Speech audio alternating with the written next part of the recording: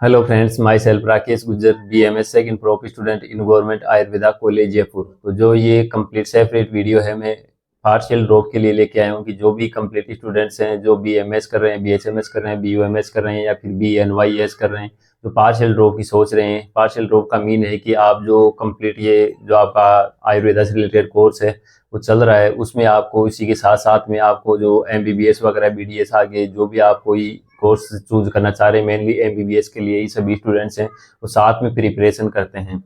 तो उसको कैसे मैनेज करना रहता है, तो मैंने भी पार्शियल ड्रॉप लिया था, बट बाई चांस MBBS तो नहीं मिल पाया, बट BMS में है, वो सर्वाइव कर रहे हैं, जो भी है अच्छा है। तो ऐसे है कि इसमें जो आपको बेसिक डिटेल्स है कि बहुत सारे स्टूडेंट्स हैं तो वो परेशान हो रहे हैं कि हमारी जो अटेंडेंस वगैरह क्राइटेरिया रहता है या फिर हमारे जो पेपर्स वगैरह रहते हैं, उन सब चीज़ों को हम कैसे मैनेज करें और नीट की प्रिपरेशन को कैसे बेहतर कर सकते हैं। तो उसके बारे में ही मैं आपको डिटेल्स में बताने वाला हूँ। तो जो BMS की आपको अगर वीडियो अगर नहीं देखा है, तो मैंने भी एक वीडियो प्रोवाइड करवा रखा है कि all about BMS first pro, उसके बारे में मैंने कंप्लीट डिटेल्स आपको बेसिक दिया है, तो वो आप चेक कर सकते हो पहले। बट इसमें मैं डिटेल्स है वो आपको कैसे मैनेज करना है कि आपकी अटेंडेंस वगैरह का क्या सीन रहता है, एग्जाम्स वगैरह को आपको कैसे मैनेज करना है कि आपका जो बेहतर हो सके आपकी नीट की प्रिपरेशन, तो उसके बारे में मैं बताने वाला हूँ। तो जो आपको सबसे पहले ये रहता है कि आपका जो आयुर्वेदा का जो कोर्स है वो 18 मंथ्स का रहता है। जो सभी आप देखेंगे BMS, BHMS, BNYS सभी में है, वो 18 मंथ्स का कोर्स रहता है।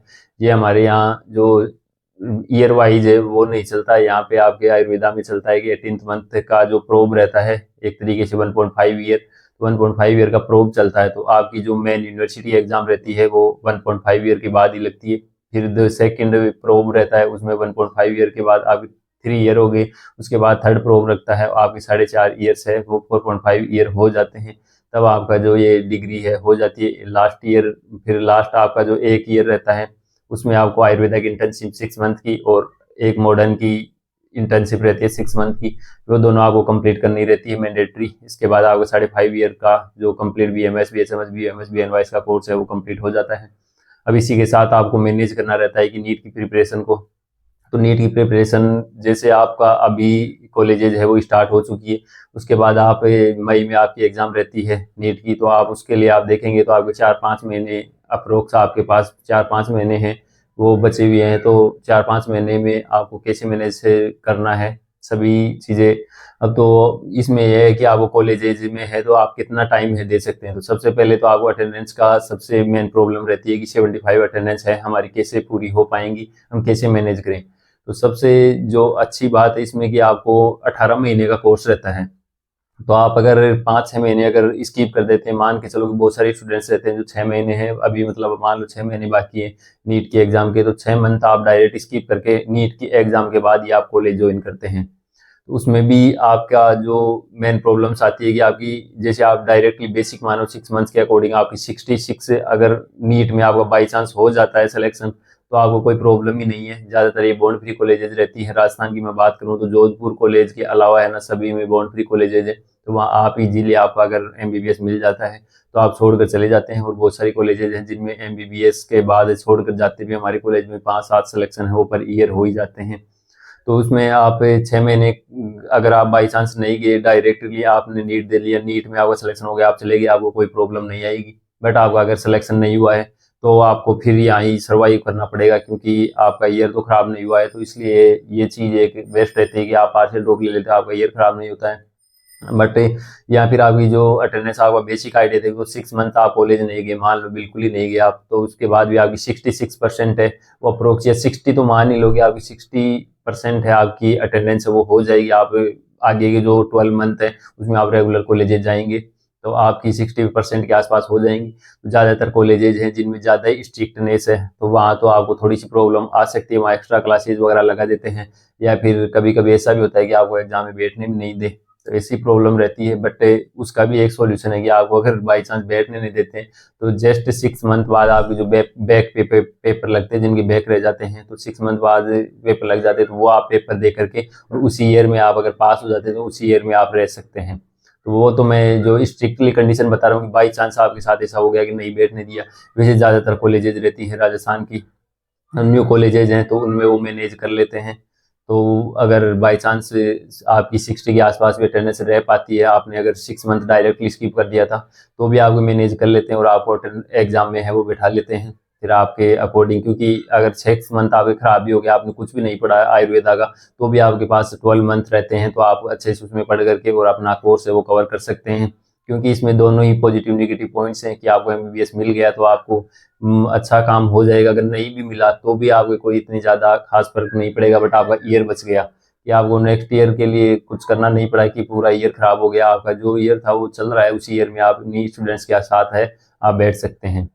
तो ये तो एक फर्स्ट पॉइंट हो गया। सेकंड पॉइंट्स कि आपको अगर पार्शियल ड्रॉप में है कि इतना रिस्क नहीं लेना है कि हमें कि हमारी अटेंडेंस 60 के आसपास ही रहे कि हमें बाई चांस ये कि हमें बैक पेपर न देने पड़े, या फिर कुछ कॉलेजेस रहती हैं कि वहाँ थोड़ी स्ट्रिक्टनेस रहे तो फिर हमें तो प्रॉब्लम हो जाएगी बाई चांस नहीं बिठाया तो बाई चांस नहीं बिठाया तो मैंने बोल दिया कि इतना कोई प्रॉब्लम आएगी नहीं, बेसिक सा है कि आपको 6 मंथ बाद बहुत ज़्यादा मतलब 90% आपको बैठा लेंगे, बट फिर भी आपके मान सकते हैं 10% चांस नहीं बैठाए तो क्या होगा, तो उसमें भी कोई इतनी ज़्यादा प्रॉब्लम नहीं है। 6 मंथ बाद पेपर लगते हैं, आप इजीली दे सकते हैं। 18 महीने होते हैं, अभी फाइनल एग्जाम होगी, फिर भी अगर आपको वहाँ नहीं बिठाया तो फिर 6 मंथ एक्स्ट्रा लेकर के आपको फिर वापस से एग्जाम लगेगी। उसमें आप अगर पास हो जाते हैं तो उन्हीं स्टूडेंट्स के साथ आप वापस बैठ जाएंगे, कोई प्रॉब्लम नहीं आएगी। तो ऐसा सा रहता है। इसके बाद जो सेकंड कंडीशन में आपको बताऊं कि आप मैनेज करें तो आप हो सकता है कि लास्ट के ना कि आपको लास्ट के 2 या 3 मंथ तो है ना इजीली आप छोड़ सकते हो कॉलेज को। तो आप नीट की प्रिपरेशन कर रहे हैं और इतना आपको रिस्क नहीं लेना है कि मेरे 2-3 महीने तक है वो अटेंडेंस नहीं लगे तो कोई प्रॉब्लम नहीं है।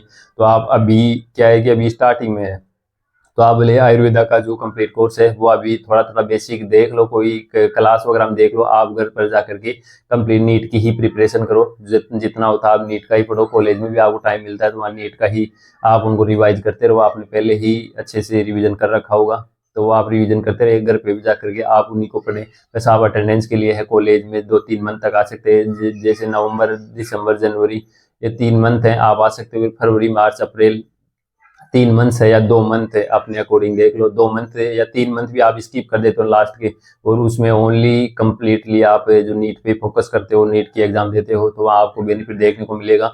और यहाँ कॉलेज की तरफ से आपको कोई भी प्रॉब्लम 2 या 3 मंथ आप स्किप करते हो ना, तो आपकी अटेंडेंस है इजीली 75 के आसपास है वो आराम से हो जाएगी। आप भी दे सोचते होगे 18 मंथ्स में 6 मंथ 3 मंथ्स निकालते हैं तो आपके 85 के आसपास आ रहा है, बट आप बाद में भी रेगुलर, तो ऐसा तो नहीं कि हर डे आप रेगुलर जाओगे तो 75 होने में आपकी प्रॉब्लम नहीं आएगी। 3 मंथ्स आप ब्रेक लेते हो तो, वरना आप 6 मंथ वाला मैंने बता दिया है कि ये कंडीशंस रहती है, बट 3 मंथ्स में आपको इतनी है वो प्रॉब्लम नहीं आएगी। लास्ट के 3 मंथ हैं वो आप स्किप कर सकते हैं। अब 1-2 मंथ में तो कोई दिक्कत नहीं है लास्ट के, बट 3 मंथ आप इजीली कर सकते हो। अब इसके बाद एक मेन प्रॉब्लम्स रहती है वो पेपर्स को लेकर भी रहती है कि हमारे जो आयुर्वेदा के हैं वो पेपर्स भी लगते रहते हैं, तो उन पेपर्स का हम क्या करें कि तो मैं आपको पहले ही बता देता हूँ कि जो मेन एग्जाम रहती है उसमें 1700 मार्क्स का पेपर रहता है। वही चीज़ें मैं एक एक डिटेल से यहाँ बताऊंगा नहीं, वो आप BMS फर्स्ट प्रो वाला वीडियो है all about BMS first pro, वो वीडियो आप चेक कर लो क्योंकि यहाँ फिर वीडियो की लेंथ बहुत ही ज़्यादा हो जाएगी। तो ये है कि उसमें जो आपका फर्स्ट प्रोब है वो 18 महीने का तो होता है, उसमें 1700 मार्क्स टोटल रहते हैं, जिसमें 5 सब्जेक्ट्स रहते हैं। तो 5 सब्जेक्ट्स आपको पढ़ने रहते हैं, और उसमें जो आपके 9 टोटल पेपर होते हैं, तो 9 पेपर रहते हैं। वो फाइनल यूनिवर्सिटी एग्जाम्स रहती है जिसमें 4 सब्जेक्ट्स में 2-2 पेपर रहते हैं, एक सब्जेक्ट में 1 पेपर रहता है संहिता में। तो ये टोटल आपके 9 पेपर रहेंगे 100 मार्क्स के, और उनके प्रैक्टिकल वगैरह का वो डिटेल्स आप उस वीडियो में देख लेना। तो उसमें आपको मैनेज कैसे करना है कि आपके इसमें अभी जैसे आप कुछ दिन बाद में 1-2 महीने बाद में आपके पीरियोडिक लगेंगे, तो टोटल हमारे जो 18 महीने रहेंगे उसमें 9 पीरियोडिक लगेंगे। अप्रोक्स मान सकते हो 2 मंथ का टाइम मान सकते हो, या थोड़ा लेट स्टार्ट किया तो कुछ पीरियोडिक के 1.5 मंथ में लग जाएंगे, कुछ 2 मंथ में लग जाएंगे, ऐसा सा सीन रहता है। तो आपके जैसे कुछ दिन बाद में पीरियोडिक स्टार्ट होंगे तो 15 मार्क्स का ये पेपर रहता है। तो उसमें आपको कोई भी दिक्कत नहीं है। आप अगर नीट की प्रिपरेशन कर रहे हैं ना, तो इसमें बहुत सारे बच्चे ये सोचते हैं कि हमारा तो लॉस हो जाएगा, नंबर कम आएंगे, ये हो जाएगा वो हो जाएगा, बट इनका बेसिक यही है कि कुछ फर्क नहीं पड़ता है। अगर आप नीट की प्रिपरेशन कर रहे हैं तो ये आप पेपर है वो छोड़ सकते हैं, क्योंकि आपके टोटल 9 पेपर लगेंगे। तो इसमें आप 6 मंथ का भी बता रहा हूँ, 6 मंथ आपके बचेंगे, फिर उसके बाद नीट लग जाएगी। तो आपके टोटल जो पीरियोडिक पेपर है वो 3 के आसपास आपके पीरियोडिक पेपर हो जाएंगे। तो 3 आपके पीरियोडिक पेपर होंगे, और उसके बाद टर्म लगता है। तो टर्म ये ज़्यादातर कॉलेज में यही रहता है कि नीट से जस्ट पहले आपके टर्म लगा देते हैं। तो टर्म पेपर में क्या रहता है, 100 नंबर का पेपर रहता है, और प्रैक्टिकल वाइवा वगैरह वो छोटी मोटी चीज़ें हैं वो रहती हैं। तो हमने तो टर्म भी नहीं दिया था, बट फिर भी वही चीज़ें आपको मैं बता रहा हूँ कि वो आप वीडियो देखो ना BMS फर्स्ट रो, उसमें आपको समझ आ जाएगा। तो उसमें ये रहता है कि आपने पीरियडिक दिए 3, तो वो आप अगर डायरेक्टली स्किप कर देते हैं और आपको जो दूसरा वाला टर्म पेपर रहता है वो 100 नंबर का आता है, और वाइवा वगैरह प्रैक्टिकल रहती है 100 नंबर के, जो भी बेसिक उनमें ऐड रहते हैं, तो वो कंप्लीट रहती हैं। तो वो आपको 6 मंथ में, जैसे आप वो सारी चीज़ें छोड़ देते हैं अगर बाई चांस, क्योंकि वही चीज़ है कि आपने प्रिपरेशन तो की नहीं है, उनको पेपर देने में भी क्या ही है कि आप पेपर देंगे कोई सेंस निकलेगा नहीं। आप प्रिपरेशन नीट की कर रहे हैं, आपको कुछ समझ भी नहीं आएगा, डिप्रेशन हो रहेगा कि मेरे कुछ आ भी नहीं रहा है और ये पेपर्स भी दे रहा हूँ। तो वो चीज़ है, तो आप अगर साथ साथ में कुछ पढ़ रहे हैं, कुछ कर रहे हैं, तब तो आप वो पेपर दे सकते हैं, वरना आप डायरेक्टली स्किप कर सकते हैं। क्योंकि मैं आपको अब आगे का डिटेल्स बताता हूँ कि आगे के वापस से एक टर्म और आपका पेपर लगेगा, उसके बाद आपकी फाइनल यूनिवर्सिटी एग्जाम लगेगी। इसके अलावा आपके जो बचे हुए 6 पीरियडिक हैं वो आपके लगेंगे, नीट के बाद का बता रहा हूँ मैं ये। तो वो चीज़ें लगेंगी, उसमें जो इनका बेसिक आइडिया रहता है, यहाँ नंबर मार्क्स डिस्ट्रीब्यूशन जो आगे मार्क्स देते हैं, तो ज़्यादातर तो आपको पता है कि इनको इन मार्क्स रहता है, इनका थोड़ा सा एवरेज देते हैं। तो ये आपको भेजने का, जैसे स्कूल में नहीं भेजे जाते, आपके टोटल 1700 मार्क्स है जो आपके प्रैक्टिकल वगैरह जो सारी चीज़ों के आएंगे। और यहाँ से कॉलेज की इंटरनल मार्क्स है, मात्र 30 नंबर रहते हैं एक सब्जेक्ट के, वो 2-3 सब्जेक्ट में वो रहता है, और 2-3 सब्जेक्ट में और 2 सब्जेक्ट में रहता है कि आपके 15 मार्क्स में से यहाँ से भेजे जाएंगे। तो जितनी भी आपने टर्म में मेहनत की है और जो पीरियडिक में, उनमें से मात्र 15 नंबर में से 2 सब्जेक्ट में भेजे जाएंगे और 30 में से 3 सब्जेक्ट में भेजे जाएंगे। तो आप भी सोच सकते हो कि टोटल 1700 मार्क्स का पेपर होगा, मतलब 1700 मार्क्स आपकी परसेंटेज बनेगी। उनमें से मात्र इनका योगदान है कि 30 मार्क्स और 15 मार्क्स 2 सब्जेक्ट के और 13 मार्क्स 3 सब्जेक्ट के। तो बेसिक यही रहता है कि आपका अगर वो टर्म वगैरह कुछ भी नहीं दिया ना, तो एक एक 2-2 मार्क्स का डिफरेंस आ जाएगा, तो उससे क्या ही फर्क पड़ जाएगा। 1700 मार्क्स से टोटल 17 मार्क्स के आसपास से आपकी 1% बनेगी। तो यहाँ से आपके अगर ये पेपर्स आपने नहीं दिए तो 3-4-5 नंबर का डिफरेंस आएगा, उतना सा तो आप मेन एग्जाम में प्रिपरेशन करके वहाँ ले आएंगे। तो इतना कोई बेसिक फर्क नहीं पड़ेगा, कोई भी कॉलेज में आपको फेल नहीं किया जाएगा इनकी वजह से। तो आप इनको छोड़ सकते हैं। कोई बहुत ही प्रतिष्ठित कॉलेज है जैसे NIE जयपुर हो गया, तो वहाँ तो थोड़ी सी प्रॉब्लम्स आपको ज़्यादा देखने को मिलेगी, क्योंकि वहाँ जो बेसिक पेपर्स रहते हैं, जैसे टर्म रहता है, उसमें भी वापस से फेल कर देते हैं अगर, तो ऐसी चीज़ें वहाँ अगर हो सकता है, बट जो बेसिक सभी कॉलेजेज रहते हैं उसमें आपके मैनेज हो जाएगा। तो इस तरीके से आप उस चीज़ को मैनेज कर सकते हैं, आप अच्छे से नीट की प्रिपरेशन कर सकते हैं, आपको कोई भी प्रॉब्लम नहीं आएगी। सीनियर जूनियर वाला भी थोड़ा सा रहता है कि वहाँ आपको परेशान किया जाता है, या फिर अलग अलग जो आपके पे रूल्स हैं वो लगाए जाते हैं, तो उनको आप थोड़ा सा इग्नोर करें और अपना मस्त रहें, कोई प्रॉब्लम नहीं है।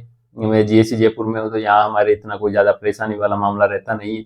तो नॉर्मली ही आप नीट की प्रिपरेशन है वो इजीली कर सकते हैं, बट कई जगह ज़्यादा स्ट्रिक्टनेस रहती है। अगर आपको लगता है कि वहाँ आपको सीनियर जूनियरिटी के चक्कर में बहुत ज़्यादा आपका टाइम खराब हो रहा है, ये वो हो रहा है वो हो रहा है, तो आपको सीधा सा मैंने बताया ना सजेशन, आप डायरेक्टली 6 मंथ भी स्किप कर सकते हैं, आपको कोई प्रॉब्लम नहीं है।